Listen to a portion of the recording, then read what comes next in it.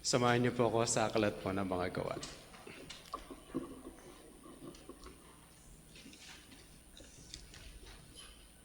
Acts chapter 13.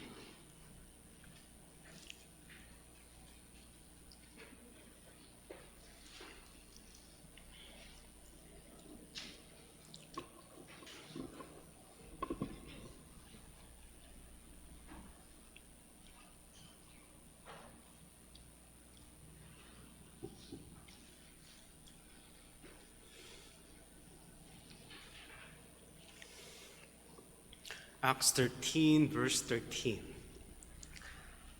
Now Paul and his companions set sail from Paphos and came to Perga in Pamphylia.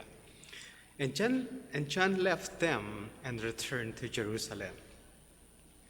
But they went on from Perga and came to Antioch in Pisidia. And on the Sabbath day, they went into the synagogue and sat down. After the reading from the law and the prophets, the rulers of the synagogue sent a message to them, saying, "Brothers, if you have any word of encouragement for the people, say it." So Paul stood up and motioning with his hand and said, "Men of Israel, and you who fear God, listen." Manalangin po tayo. Ama, kami po ay patuloy na nagpapasakop sa inyong kalooban. Humihingi po kami ng tulong at sapat na pangunawa sa mga linya ng inyong mga katotohanan. Minsan madaling pag-isipan ang mga kwento, pero meron kayong naisituro sa amin kung bakit ito ang inyong nilathala para sa amin, inilagay sa inyong mga katotohanan, upang sa gayon makita namin na how you work sa inyong gawain sa balat ng lupa. To reach more soul, matawag ang inyong mga hinirang at mamuhay ng may kabanalan ang iyong mga kaanakan. Sa pangalan po ng aming Panginoong Kristo, ito pong lahat ang aming dalangin. Amen. Minsan tinanong si Warren Wiersbe kung meron daw anghel na magsasabi sa kanya na ibabalik siya sa kasaysayan ng mundo, anong panahon niya gustong bumalik? Saang panahon ka gustong bumalik? Kung may pagkakataon kang babalik sa kasaysayan at mabubuhay ka sa kasaysayan, saang panahon mo gustong bumalik? Ito yung mga sagot po ni Warren Wiersbe. Sabi niya, isa sa gusto kong balikan na yung panahon ni Charles Haddon Spurgeon. Pero bakit? Bakit gusto mo sa panahon ni Charles Haddon Spurgeon? Ito yung panahon ng pangangaral ng salita ng Diyos ay pinapahalagahan at may malaki ang iyong pagkakataon para mangaral. Pero meron pa akong isang panahon na gustong puntahan. Kung may pagkakataon ako ibabalik, sabi na gusto kong bumalik sa panahon ng mga apostles. Ito yung kalayaan ng pangaral ng salita ng Diyos. At ang mga manggagawa ng Diyos ay gustong mangaral. Ito po yung mga linya ni Warren Wiersbe. Dahil sa panahon po natin, isa sa mga isinasauntabi ng mga simbahan is the preaching of the word.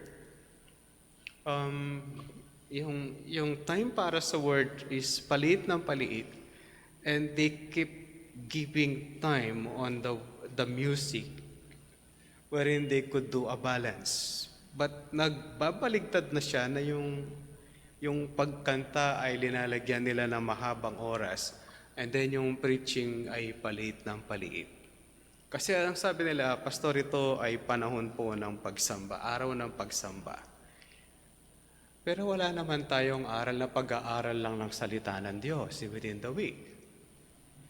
Meron bang mga simbahan na merong nakatalagang pag-aaral na Sabado, mag-aaral lang tayo, walang kantahan? Wala naman nakatalagang ganoon. At kapag binasa natin ang kasaysayan ng Biblia, ang pangangaral ng salita ng Diyos ay ang laki-laki ng kanyang porsyento o bahagi sa mga tinatawag po nilang pagsamba. So kudulang umaabot si Apostol Pablo ng gabi para ipangaral ang salita ng Diyos. Hindi itinatabi ang salita ng Diyos. Kung titignan natin, gaano karami ang musika na naisulat sa aklat ng Biblia, gaano karami din yung mga isinulat na mga katotohanan na dapat nating maintindihan, at gaano karaming nilalaman ng mga awitin o mga poetry para ituro tayo sa ating Panginoong Jesucristo. Minsan nani-miss nila yon kung bakit yung Word of God ay naisasantabi. Bang kapatid, malimit pag pinag-uusapan ng aklat ng gawa ay binibigyang puntos yung dalawang preaching na nauna. Minsan itong ikatlo, minsan hindi masyadong napapansin. Ang unang pangangaral, ginagamit na sample sa pangangaral ng salita ng Diyos is the preaching of Peter. And then hindi natin may tatanggi yung pangangaral din ni Stephen na exhaustive na nanggaling din siya sa Old Testament and then applying in Jesus Christ. Alam niyo ba na si Pablo ay meron din? Ito po yan sa kanya. Nasa chapter 13 at inilathala. Hindi po lahat ng pangangaral ng mga apostoles ay inilalagay. Depende sa kwento at gustong ikwento ni Dr. Lucas, mukhang ito po yung kanyang nabigyan ng pansin.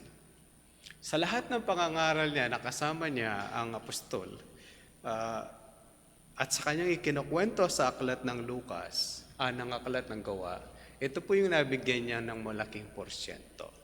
Kaya yung pangangaral ni Apostol Pablo. Ngayon pag-usapan po natin, the mission to Pisidia. The mission to Pisidia. Pag-usapan muna natin yung lugar is the place sa verse 13 to verse 15, and then the message which is verse 16 to 41. And then yung 42 to 52, the responses.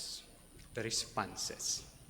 Okay, the place, the message, and the responses. Mahaba siya, di ba? Susubukan po natin makuha lahat. Mukhang kakain naman na yata yung mga ladies dito, kaya okay lang. Hindi po. Ang plano ko po ay 3 preaching po ito. Kaya, basta bakit 3 preaching? Una, mahaba po siya. No? Kaya hinati ko po siya sa 3. At hindi po yan per point. Ang hahatiin ko po ay yung message. Okay, yung message ay hahatiin ko po sa 2. Kaya titikapin ko this Sunday the place and half of the message. Then yung half ng message ay titikapin po natin sa next Sunday. And then doon sa susunod na Sunday, pag-uusapan po natin the responses. Malinaw po, para alam niyo po paano ko po siya gustong gawin.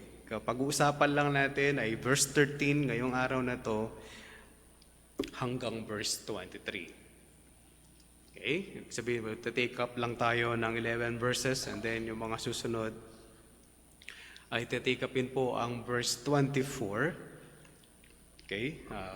Baka abutin ko po yung 24 ngayon and then yung mga susunod at take upin ko na po by next Sunday and then yung responses will be dun sa may September 22. Malinaw? Para alam niyo po paano po gagalaw yung pangangaral sa salita ng Diyos. Saan sila lugar na nandoon? Ayan na naman yung mapa. Okay. Kung may mapa po kayo sa likod, ayan na naman o. Hanapin niyo po ang Paul's Missionary Journey. Ayan, may mapa yan sa likod. Kalimitan ng mapa, pinagtatakaan ko lang yung isa kong magandang Bible. Yung paborito kong study Bible noon ay wala pala siyang mapa ng Paul's Missionary Journey. Okay. Tataka lang po ako. No, karaniwan meron, siya wala. Sabi ko, ba't wala siya? Dapat ito ang meron sa kanya. Hindi po yan, karaniwan meron po yan sa mga mapa. Yung mapa ng Israel, Mapa nung pagkahati ng lupain ng Israel. Tapos yung isa ay yung um, mapa ng missionary journey ni Pablo. At yung first missionary journey niya ay depende kung paano po yung ginawa. Minsan ang inilagay. Kapag nakatingin kayo sa mapa, dyan sa likod, makikita niyo po yung pinag-uusapan natin dati na lugar. Yung Cyprus, may Salamis. Sumakay sila ng barko mula dun sa Seleucia, tapos pumunta sila ng Salamis, tapos nilakbay nila yung buong island. At hindi yan na island na parang mga maliliit na island ng 100 islands natin. Malaki po yung island at isa yan sa mga advanced na lugar na sakop po ng Rome at that place sa community o ng mga malalapit dyan. And then, yung Paphos ay ang capital ng Cyprus. Okay? At nasabi ko na rin po yung background ng Cyprus in our days. Kalahati dyan ay Muslim na Turkish at kalahati ay Cypriot, ang tawag, o mga taga-Cyprus, na kung saan karamihan sa kanila ay Orthodox Christians. Okay? Hindi po Catholic. It's Orthodox Christians, which means mga born again po karamihan. Kaya lang, dahil ang kaligtasan ay sa pagkilos ng Diyos, medyo kumukonti po yung mga mananampalataya sa lugar. And then, naglakbay sila doon sa bandang kaliwa. Pag nakatingin kayo sa mapa, bandang kaliwa. Asia Minor ang tawag po sa lugar na ito. Kaya meron kayong mababasa ang Asia doon sa taas. Is the lugar po yan ng Asia Minor. Asia, Galatia, Cappadocia. Yun yung po yung mga malalaking probinsya ng lugar. Okay, doon sa malapit sa pantalan, doon sa merong parang sulok, doon nyo po mahanap yung lugar na Perga. Nakita niyo ba si Perga? Kung nakatingin po kayo sa missionary journey ni Paul, ay may dat papunta doon mula doon sa Paphos, papunta siya dahil sa lugar ng Perga. Okay? Kaya, Pastor, madali ba ang paglalakbay? I don't think so. Kung tuwang-tuwa kayong nakabarko, siguro okay naman. Okay? But hindi po siya ganong kadali para sa kanila. Balik na po kayo. At least nakita niyo na po yung mapa. Para dikit-dikit na lang po yung lugar na nandyan. Ito parte po yan ng unang paglalakbay, pag-iibanghelyo ni Apostol Pablo. Kaya dun sa Acts 13, verse 13, sabi na, Now Paul and his companions set sail from Paphos and came to Perga in Pamphylia. Okay, sumakay sila ng barko patungo sa lugar na yon.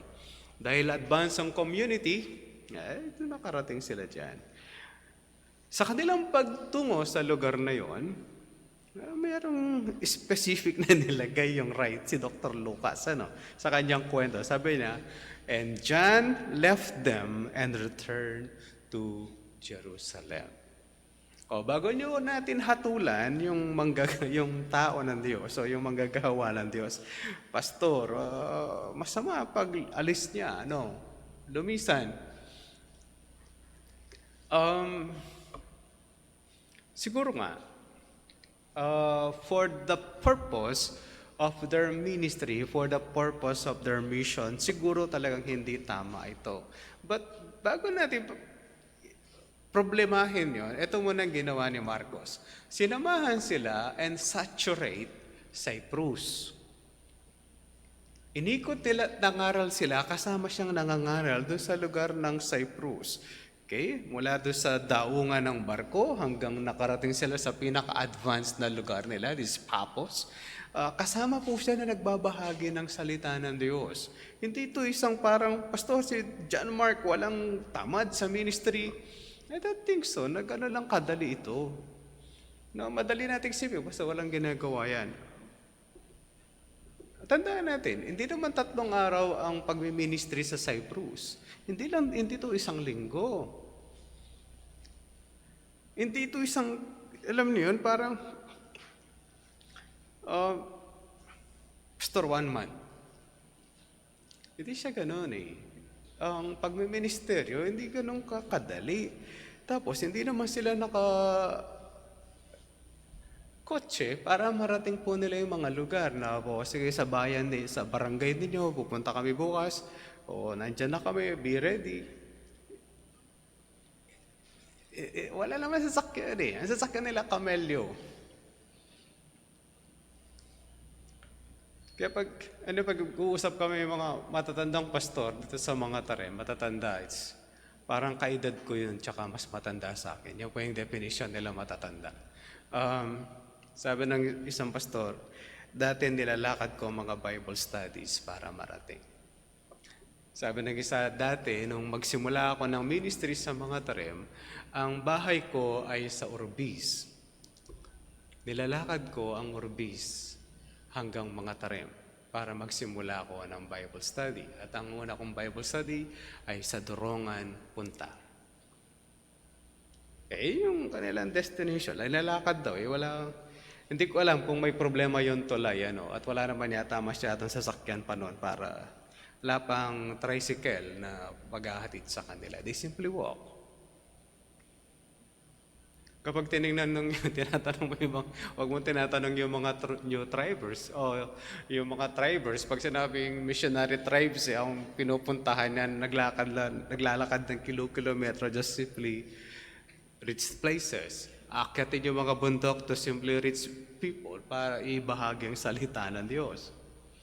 Kaya mga kapatid, Pastor si John Mark, kung sa panahon po natin pinag-uusapan ito, baka sabihin natin siguro gusto lang magbakasyon ni John Mark.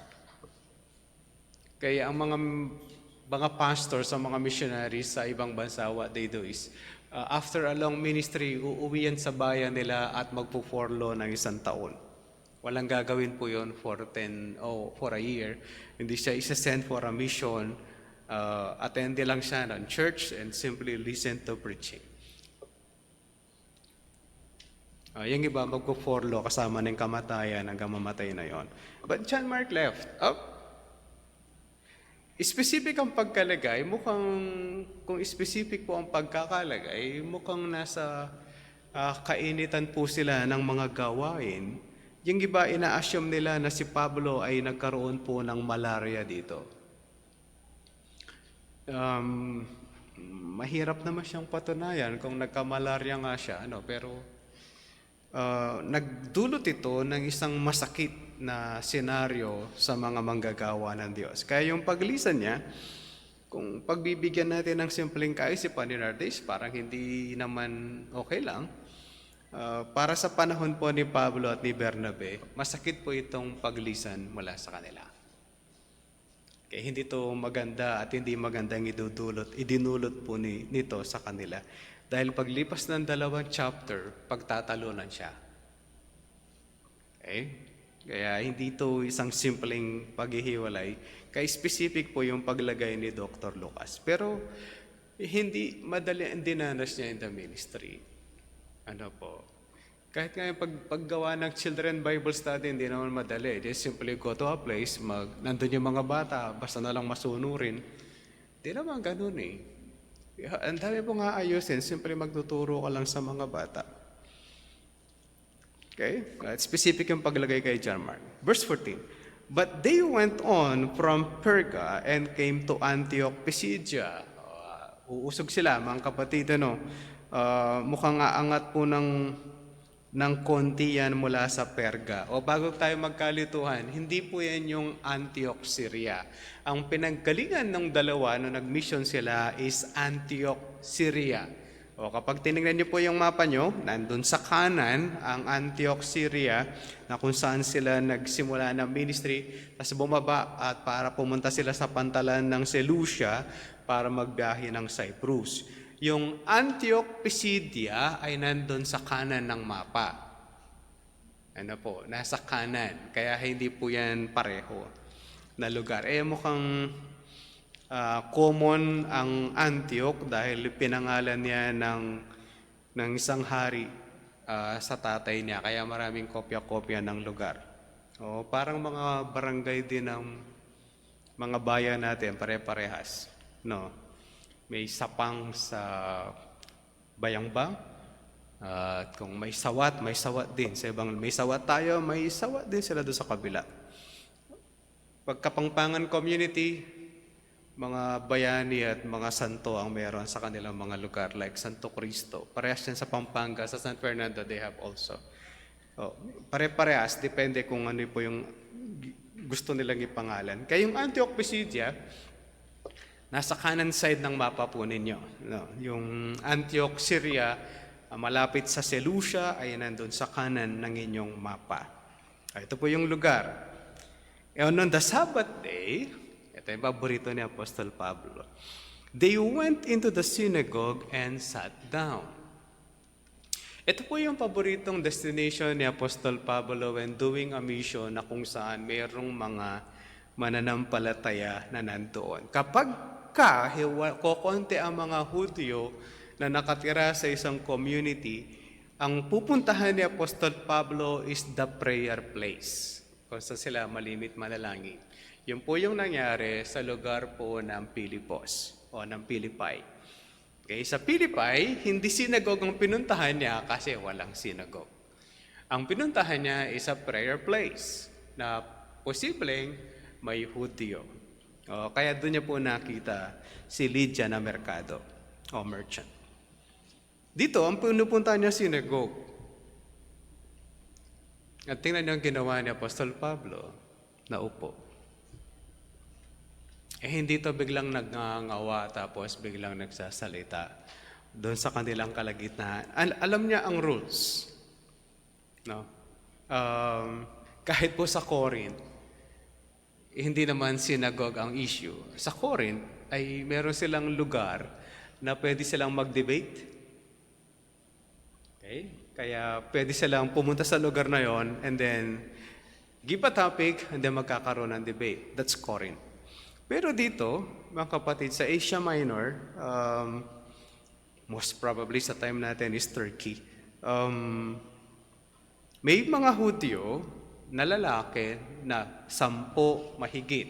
Kaya meron silang synagogue. What he did, naupo sila doon at hinihintay yung kanilang pagkakataon. Sigurado sila na magkakaroon sila ng pagkakataon magbahagi ng salita ng Diyos. Pero they're so calm, naupo lang sila at hinintay ang pagkakataon po nila. Why synagogue? It is a ready audience. Ito yung lugar na kung saan sigurado sila na may makikinig na kagad. Kaya ina-encourage sila na magturo sa mga campus at makapasok sa campus na in coordination. Ito po yung laging ina-encourage. No? In coordination sa principal and DepEd, sabi nila maganda makapasok sa campus. Bakit? Meron kang ready audience. Meron makikinig kagad. Kapag inalaw ka magturo. Okay? Yun din ang encouragement sa amin. Basta maganda magturo sa army. Sabi ko, bakit? Nakaupo lang sila doon. Walang ginagawa doon sa kampo. Oo nga naman. Maganda sa pulis, malikot ang pulis. Okay, ready to work na agad yung pulis. Yung army doon sa kampo, nakatambay sila doon. Hanggang walang dumadaang NP at walang gera, nakahatambay lang sila halos. At magte-training sila on their own. Sa PNP, labas-pasok yung mga tao. Merong kukuha ng mga papel-papeles, etc., etc. But, whatever, magulot, hindi, you can share the gospel, you do it. Pero sila ang target is synagogue. They have a ready audience. Masarap magturo. Ito na po yung pagkakataon nila sa verse 15. After reading from the law and the prophets, ito po yung nangunguna ng synagogue. Siya po yung bumasa. Okay? The rulers of the synagogue send a message. Ito po yung bumabasa. Bubuksan nila yung kanilang scroll. Ulitin natin. Ang gamit nilang Bible hindi kamukha sa atin. What they have is scroll. Yung binubuksan po nila, nilaladad nilang gano'n, tapos babasahin. Yun po yung meron at hindi po kamukha sa atin na book type. Pagkatapos niya magbasa, di natin alam yung text. It simply came from the law and the prophets.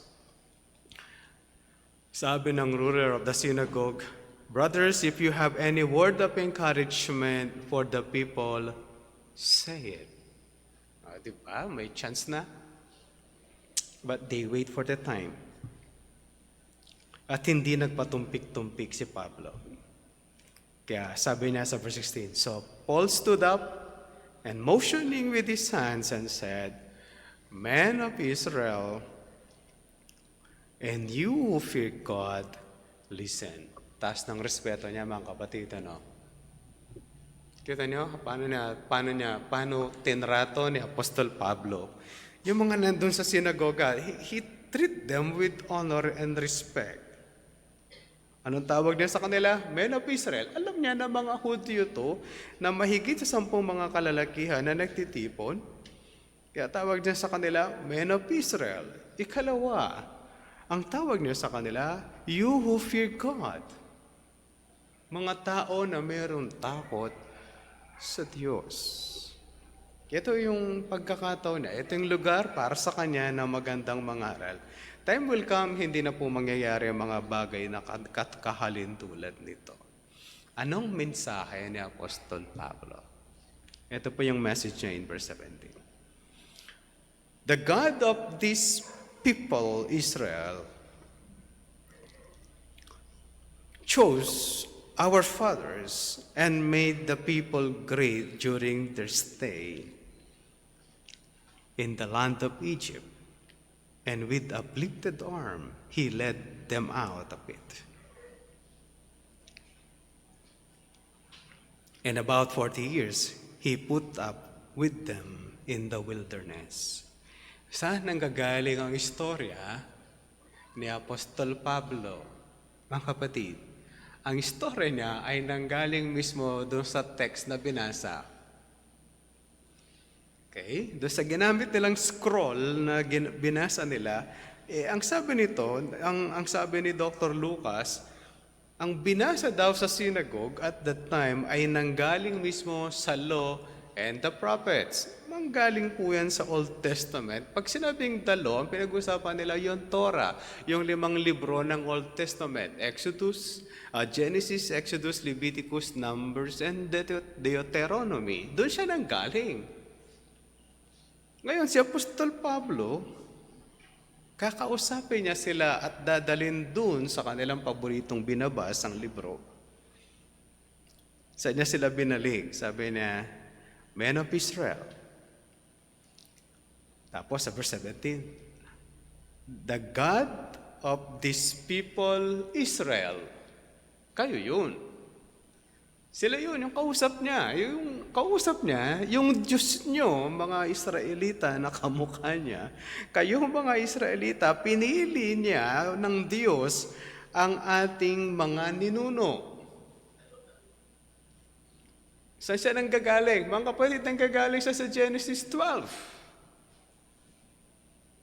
Verse 1 to 3. Yung ninuno natin na si Abraham ay pinili ng Diyos. Isipin nyo, sa dinami-daming mga tao sa Israel, sa mundo noon, ang tinawag ng Diyos ay si Abraham mula sa Iraq.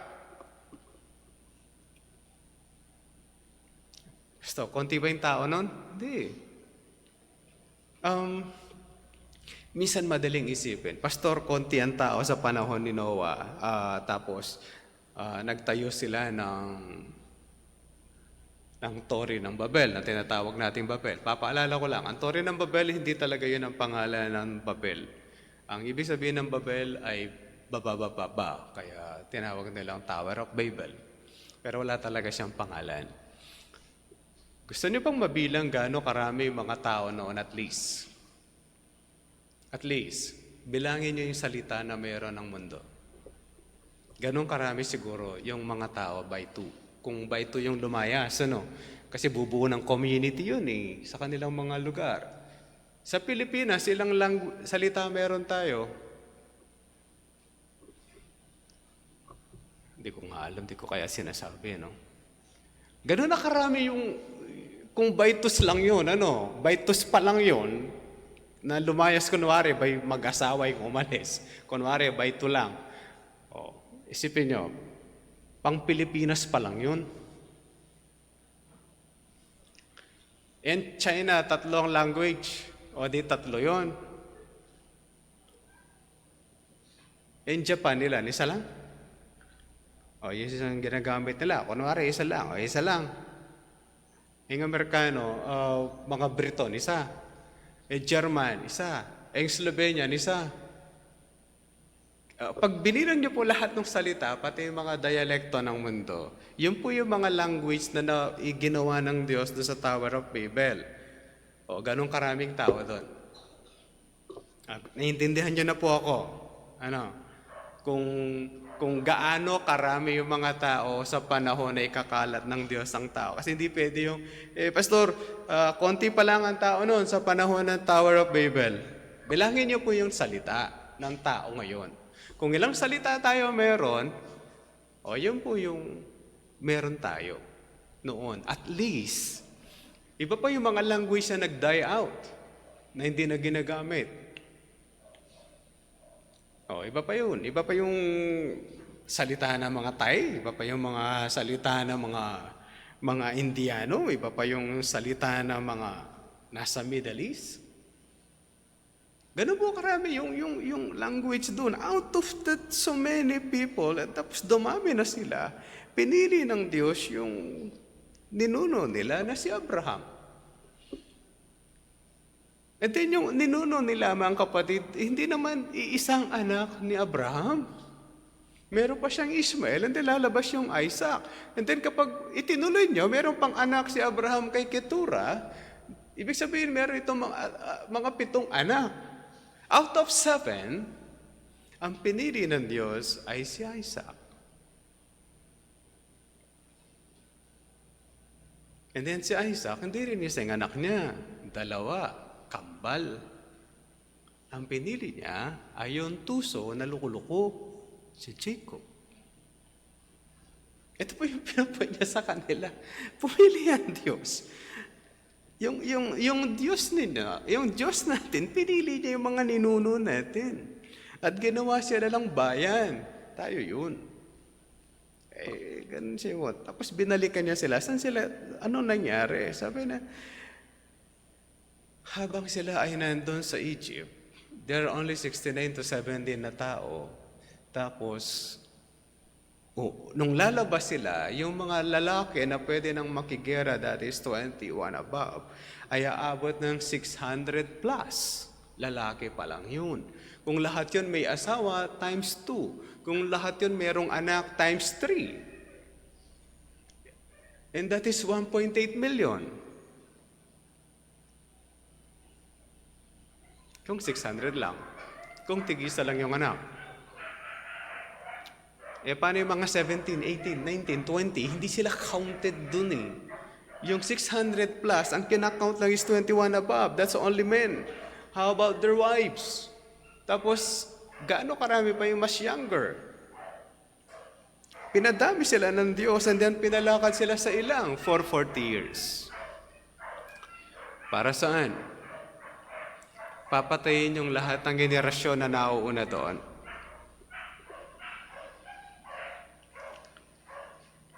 And then, pinatay yung mga 7 hari doon sa Canaan.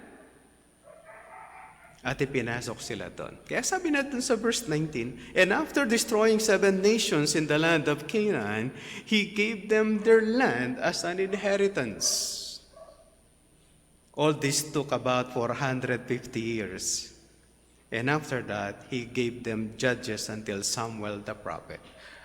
Mukhang ang kwenta na nilagay na 450 ay yung pagpasok nila sa land of Egypt hanggang sila yung makakalabas, hanggang makakapasok sila sa promised land o pag-conquer dito. That took about 450 years. Okay? In the land of Egypt, yung pag-stay nila doon, yung pagpasok ni Lolo Jacob, hanggang lalabas po sila sa panahon ni Lolo Moses. At ipapasok sila ni Lolo Caleb at Joshua. At i-conquer po nila yung land. That's about 450 years in the making. Tapos ibinigay sa kanila ang mga prophet at mga judges. Ganda lang pagkakalagay. Kaya pag nagbabasa kayo po ng Bible, Pastor, paano natin malalaman Samuel is the last judge? Ayun po nilagay naman. Sabi na sa verse 20, all this took about 450 years, and after that he gave them judges until Samuel the prophet. Samuel is the last judge. Malinaw pagkalagay, ano?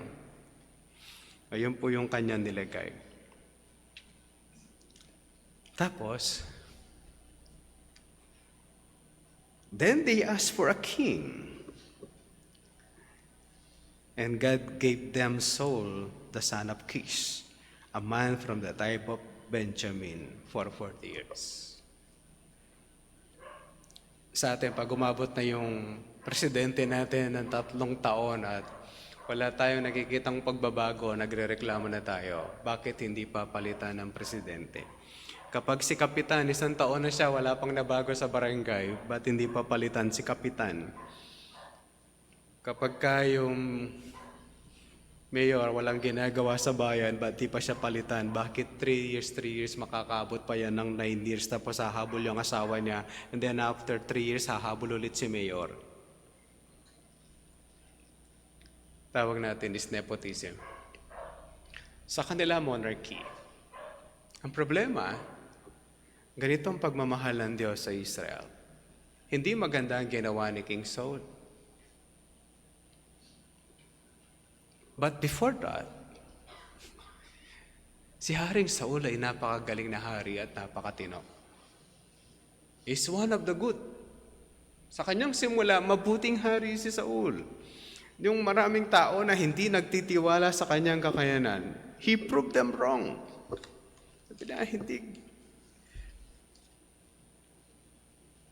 Sabi na, pag hindi kayo tutulong, ganito ang mangyayari sa inyo. And then, isama-sama niya ang buong Israel to fight. Until ayaw na niyang umalis sa kanyang trono. What made him bad? Nang hindi na siya nagpapa-counsel kay King o kay Prophet Samuel. When Saul left the word of God, Saul failed. Basahin niyo ulit ang kasaysayan ni Haring Saul. Pag binasa niyo ang unang Samuel, sa unang bahagi ng pamamahala ni Saul, maganda ang kanyang pamamahala until maghiwalay sila ng landas ni Samuel. Until inilagay niya sa sarili niyang kamay ang pag-aalay na hindi niya dapat ginagawa.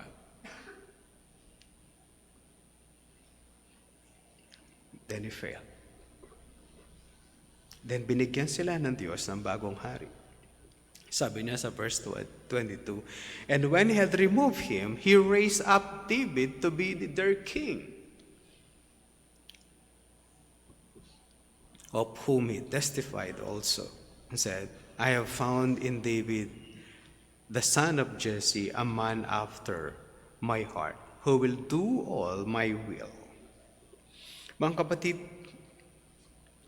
kapag pinag-uusapan natin si David, Pastor, the man after God's own heart, yes.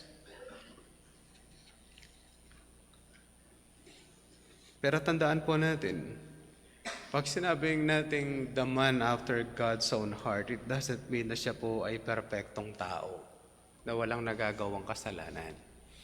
O, paalala ko po yung issue ni David. Sa 1 Samuel 21, isulat niyo lang po Sa 1 Samuel 21, verse 10 to 22, verse 1. 1 Samuel 21 to 22, verse 1. Ito po yung pagiging maduwag ni David. Sa 2 Samuel chapter 11, verse 1 to 11, siya ay nag-commit ng adultery. Yun po yung pinakasikat na adultery. Pero, hindi lang po yun yung kanyang kasalanan na adultery.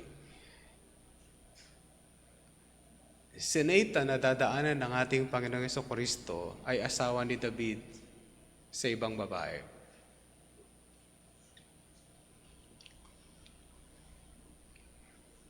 Si Solomon ay hindi naman anak ni David sa original na asawa ni David. Ang original na asawa ni David ay si Michal. Kaya lang, highlight masyado ito. Okay? Highlight sa kanyang kwento. Yung iba hindi na binabanggit yung mga pangalan. Pero hindi hina-highlight. Pero ito highlight kasi kasama nito ang murder, ang pagpatay o hindi niya pinatay na literal but isinugo niya sa nakakatakot na digmaan ang asawa ni Bathsheba. Kaya hindi ito simpleng, Pastor, si David ba ay mabuting tao? Yes. Si David ba ay walang kasalanan? No. Marami din pong kasalanan si David. Pero, ito ang pinagkaiba ni David, the man after God's own heart. Kapag si David ay meron siyang kasalanan at na-realize niya na siya ay nagkasala, nagsisisi po siya sa kanyang kasalanan. Hindi ito pinapabayaan. Hindi yung ninineglect lang niya. Kasi wala naman tayong mahahanap na tao sa mundo na matino, na walang nagawang kasalanan. Except ang Panginoong Jesucristo na nagkatawang tao, yun, walang nagawang kasalanan. Pero yung binhi ng lalaki, wala tayong mahanap na walang nagawang kasalanan. Ito yung panggagalingang lipi ng ating Panginoong Jesucristo na si David. Kaya ang sabi niya, mga kapatid, if you move on, 23, of this man's offspring, God has brought to Israel a Savior, Jesus, as He promised. Ito ang kanununuan ng ating Panginoong Jesucristo. Babalikan natin ang istorya. Ang mga highlights. Jesus Christ, pag bumalik ka, babalik ka niya kay David. Pag bumalik ka mula kay David, makakarating ka doon sa istorya na kung saan pinili ng Diyos ang kanilang mga ninuno, and that is Abraham. Kapag sinundan natin ang kasaysayan o tinrace natin, we trace back, kung babalikan natin, mga kapatid, ang progreso ng paglabas ng ating Panginoong Jesucristo, ito ang mangyayari at nangyari. Balikan niyo po yung Genesis. Pwede niyo ako samahan sa Genesis 12.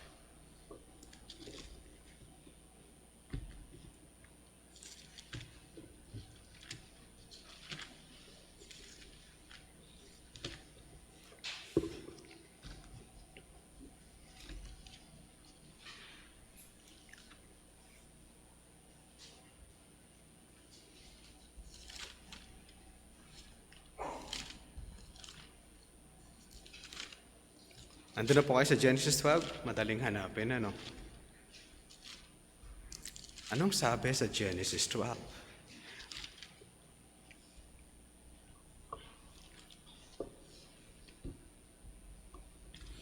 Sabi po niya sa verse 1, Now the Lord said to Abram, Go from your country and your kindred and your father's house to the land that I will show you. And I will make of you a great nation, and I will bless you and make your name great, so that you will be a blessing. Verse 3. I will bless those who bless you, and make him who dishonors you, I will curse. And in you, all the families of the earth shall be blessed. Pangako po ito ng Diyos kay Abraham na pagpapalain ng sansinukob dahil sa kanya. Kapag pinalikan niyo pa yung kasaysayan, in chapter 3, verse 15, may pangako ang Diyos sa sumpa niya sa ulupong na magbibigay ang Diyos ng tinatawag nilang binhi ng babae na yuyurak sa ulo ng ulupong.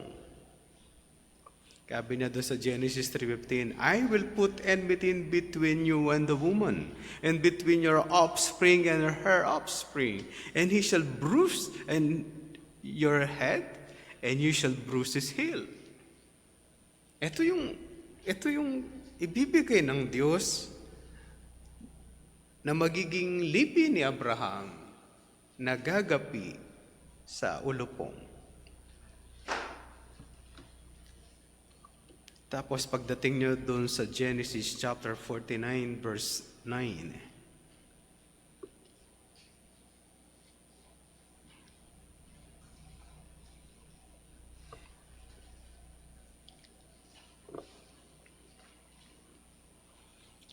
Verse 9, Judah is a lion cub from the prey. My son, you have gone up.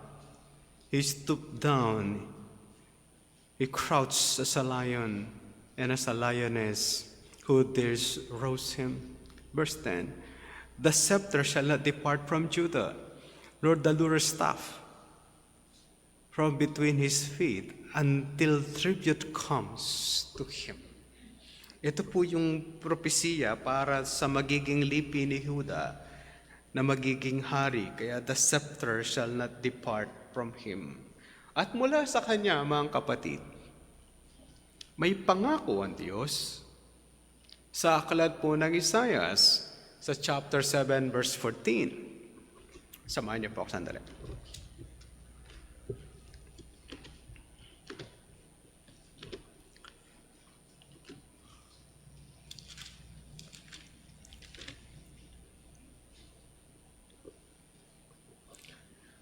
Isaiah chapter 7 verse 14. Therefore the Lord himself will give you a sign.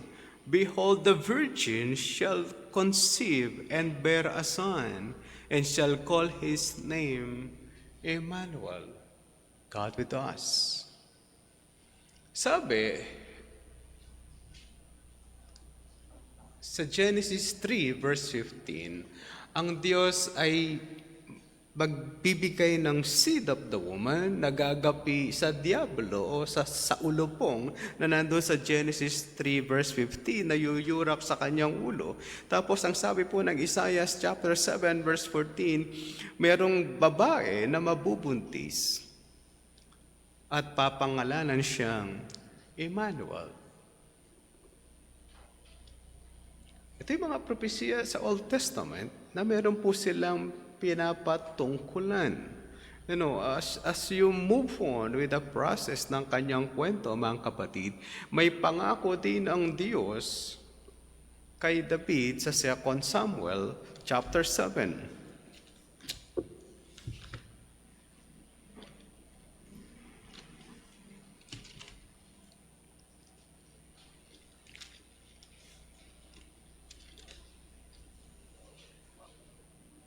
Ito po yung pangako ni David, ng Diyos kay David. 2 Samuel, ikalawang Samuel, chapter 7,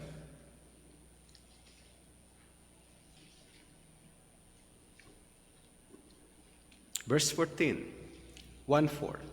I will be to him a father, and he shall be to me a son. When he commits iniquity, I will discipline him with the rod of man, with the stripes of the sons of men.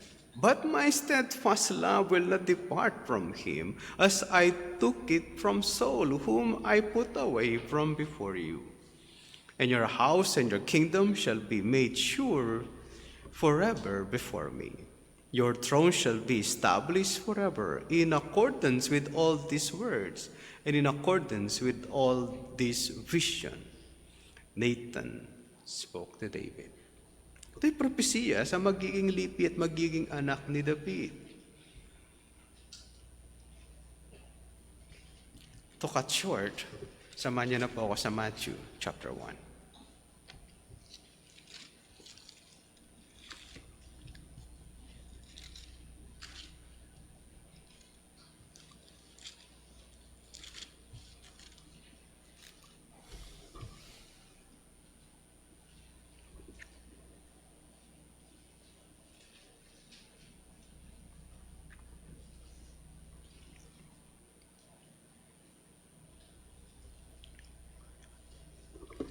In Matthew chapter 1 verse 1, sabi na, the book of the genealogy of Jesus Christ.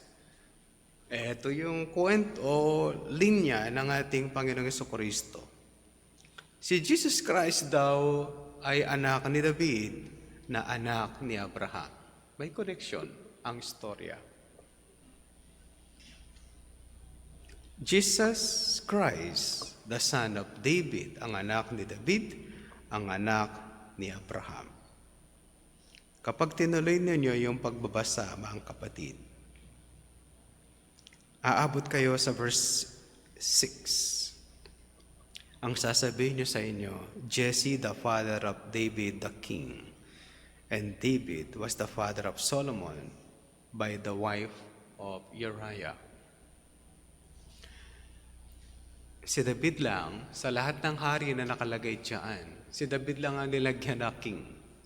David the king. Siya lang. Dahil ang ipapanganak ni David ay magiging hari hanggang sa walang hanggan.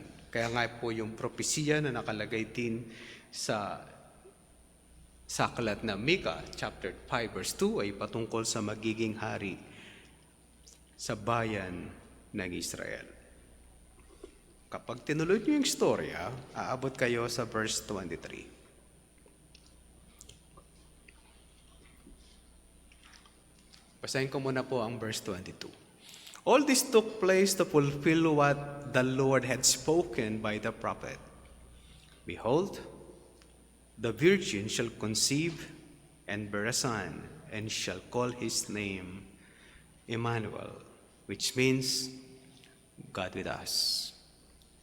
When Joseph woke from sleep, he did as the angel of the Lord commanded him. He took his wife, that's Mary, but knew her not until she had given birth to a son, and he called his name Jesus. Sunod-sunod po yung kwento hanggang aabot tayo kay Jesus Christ, na siya yung inihintay na Messiah ng mga Israelita. Huli na lang po, Hebrews chapter 2. Hebrews chapter 2 verse 14.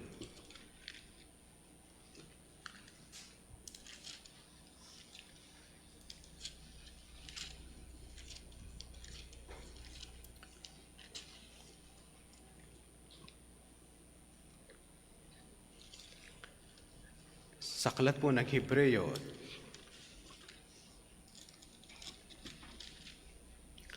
chapter 2, verse 14.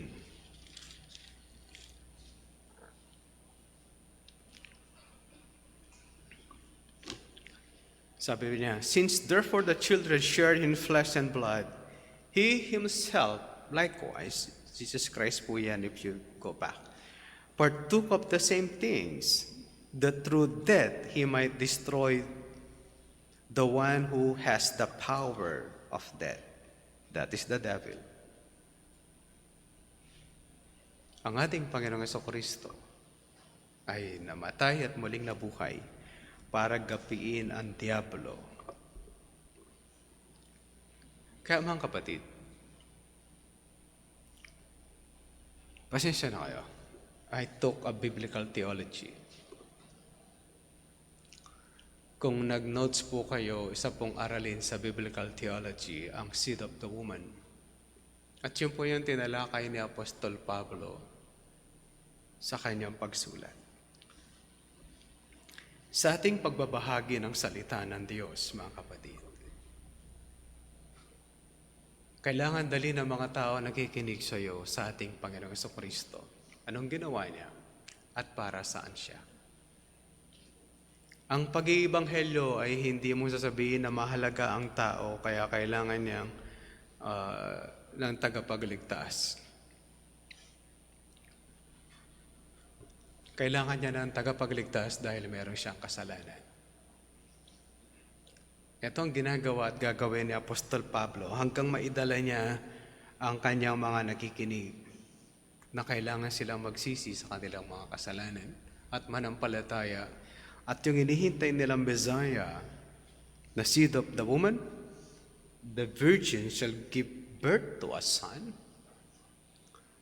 at mapupulfill in Matthew chapter 1 hanggang maidala niya sila para sa kasalanan. Kaya mga kapatid, tayo, we have a message to share. Ang malungkot lang, mga evangelicals, sila pa yung tamad magbahagi ng salita ng Diyos. Alam niyo ba yun? Yung iba, bahagi ng salita ng Diyos kahit mali-mali. Ang totoo nakakaalam na salita ng Diyos, hindi nagbabahagi ng salita ng Diyos. Kaya tuloy kung anong inahanap ng mga tao. Sasabihin, yung taong ito umattend sa amin dahil sa music. Tapos, paano kapag pumangit yung music? Paano? Paano pag nag-iba yung music? Are they together for Christ?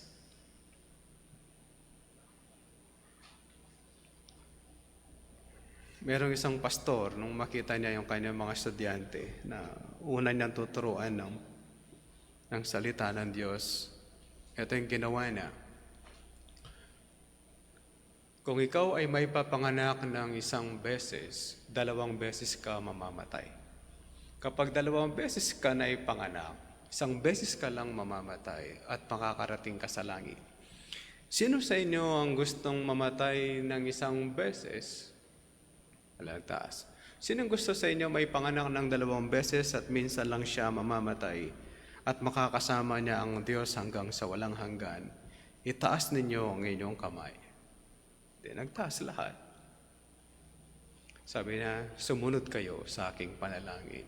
Panginoon, tinatanggap po ang Panginoong Jesucristo bilang Diyos ko tagapagligtas. At sa kanyang pangalan, ito po ay aming dalangin. Amen. Tanong, binahagi ba niya ang gospel? Sabi doon ng isa, kayo sa, kung ito conviction ninyo at hindi,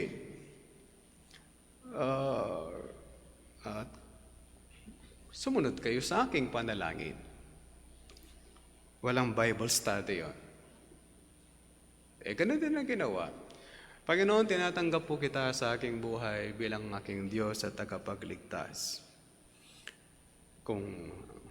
After that, sabi na, kung sumunod kayo ng taos sa inyong mga loob, kayo ay mga mananampalataya na ng Diyos. Tanong, na born again ba sila? Hindi to allusion. Nangyaring totoo. Tapos tayo, alam mo yung kwento ng Biblia, you don't share. Can you imagine? Bigyan ng false hope yung mga tao and then still doomed to hell. Papunta pa rin sila sa impyerno. Pastor, mali yun. Mali pala eh. O di gawin mo yung tama. Sino magsasabi sa tama kung hindi natin sasabihin yung tama? Pastor, mahirap. Wala naman pong madali. Kahit po sila nahihirapan, kahit na mali ang turo nila nahihirapan, tayo, anong gagawin natin? Di ba dapat tayo nagsishare ng tama? Kung tayo dapat nagsishare ng tama, then do so. Gamitin po natin lahat ng pagkakataon, kahit doon sa mga bata, share the gospel. Ito po yung challenge ng Philippine Bible Society. Karamihan nag-start ng ministry ng Acts. Young people.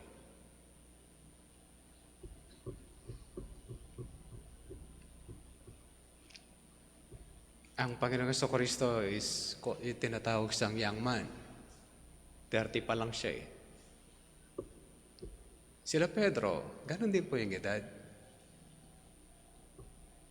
Si Pablo, si Timoteo, ganun din po yung edad.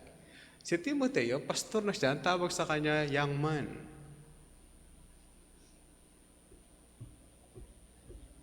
Yung mga youth natin, baka dyan manggaling yung mga maglilingkod.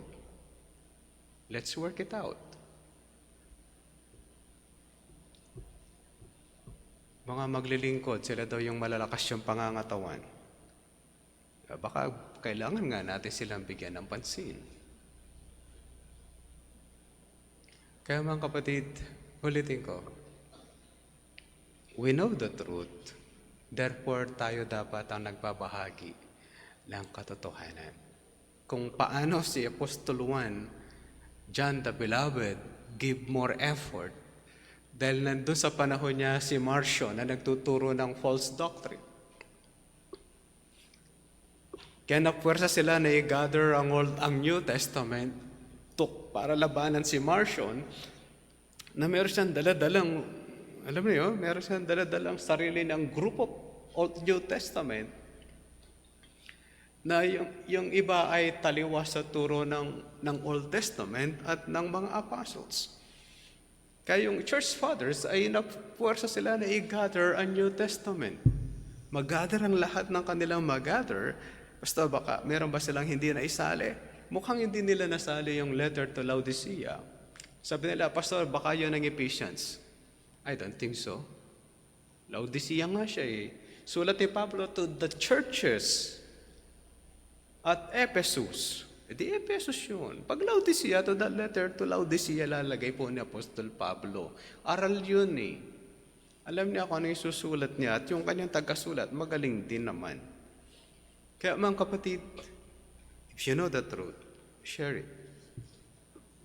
Pastor, nahihiya ako, then pray for boldness. Pastor, hindi ko alam lahat, share what you can. Kahit konti lang yan. Kung yan ang alam mo, then you share it.